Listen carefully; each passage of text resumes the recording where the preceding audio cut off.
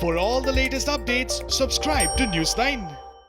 Hi, you're watching News9 Digital. I'm Pratibha. One of the biggest fears about coronavirus had been whether there could be a resurgence of COVID-19, not in terms of a second peak, but what if a patient was tested positive for COVID-19 and recovers, but is still at risk of getting COVID-19 again. A few cases have also been reported from the United States, Hong Kong, as well as Italy that had sparked these fresh fears because scientists believe that this could give rise to a never-ending cycle of resurgence of COVID-19 cases, and then perhaps even a vaccine would not have been extremely helpful in such a case.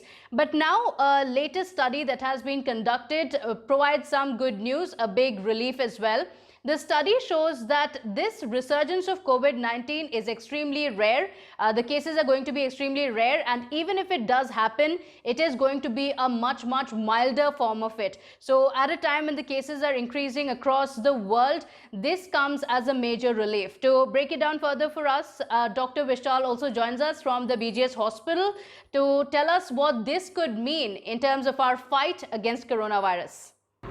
Today, I think the study that has been published recently in the New England Journal of Medicine by Daniel's group from Iceland, which talks about humoral immunity or the blood immunity in the SARS-CoV virus, is a very interesting one, because it is also very reassuring to see the results that they found in this very good detailed study on how immunity develops in the population.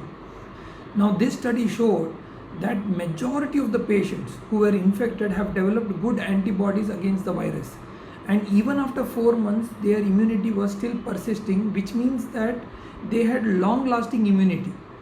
Some experts believe that only the worst COVID-19 cases can produce enough response that's sizable enough and protracted enough to have enough antibodies. So what does this latest research do for the vaccines that are being developed to fight against coronavirus?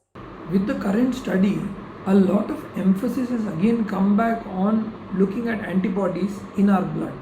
So today, if you look at there are about 170 clinical trials running on vaccines, and this particular knowledge of humoral immunity and blood immunity and antibodies is going to have a lot of implication on vaccine development, because every single vaccine that is being attempted today is trying to get a good long-term immunity, a long-term antibody for the coverage, so that let's hope that one single injection of the vaccine should give you a lifelong immunity, or at least for 1 year immunity. So does this mean good news for achieving herd immunity? Because some experts also believe that coronavirus is going to affect each and every individual, if not now, then at a later stage. So herd immunity can be the only way if vaccines don't work. So what does this research weigh in on the herd immunity of people across the country and the world? Most of the countries across the world, or the WHO and others, are looking for is not to develop that, because that comes at a cost. It comes at a cost of several lives. Now in India, for example, we know that the fatality today is at around 1 to 3%. That's a very big number. So if we allow the virus to spread, it means we are putting the life of high risk people, especially comorbid people, elderly people, at risk in a cost to develop herd immunity. So that is not something that we are really hoping to develop at the current point, and that should be the last option we should be foreseeing. So that's what the research says, and of course the message goes out clearly that there might be some good news amid the increasing number of cases that we are seeing. It might be a glimmer of hope, so the wait still continues for the vaccine. Thank you so much for watching this video. Please like, share and subscribe. I'll see you in the next video.